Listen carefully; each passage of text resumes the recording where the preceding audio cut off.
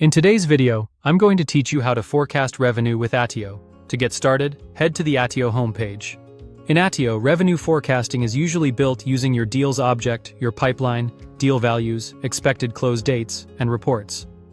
While Attio may not use a traditional forecasting module like some other CRMs, it gives you the flexibility to create a very practical and accurate forecast using custom views and dashboards.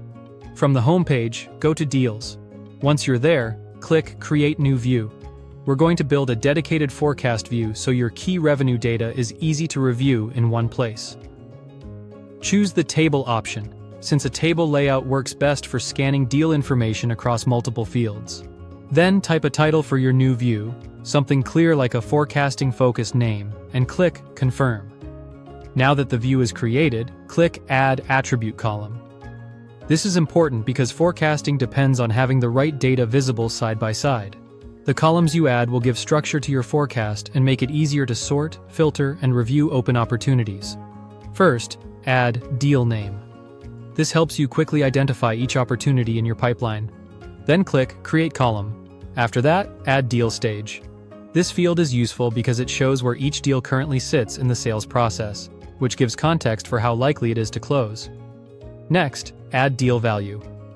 This is one of the most important forecasting fields because it tells you the potential revenue amount tied to each deal. Then add Deal Owner, so you can see who is responsible for each opportunity. This is especially helpful if you're reviewing performance across a team. Add Deal Value again if needed in your setup, and then add Close Date. Close Date is essential for forecasting because it tells you when revenue is expected to land, helping you estimate totals for a specific month, quarter, or other reporting period. Once that's done, go to Reports. Click New Dashboard and rename your dashboard so it's easy to recognize later. Then click New Report and rename the report as well. For this example, choose Historical Values. This option is useful when you want to analyze data over time.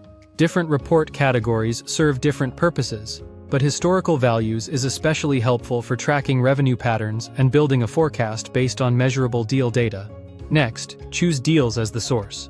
Now click Add Filter. Select Deal Value for this example, then choose the greater than condition and enter 1000. This filter helps narrow the report to deals above a certain value, which is useful if you want to focus on more meaningful opportunities and exclude very small deals from the forecast.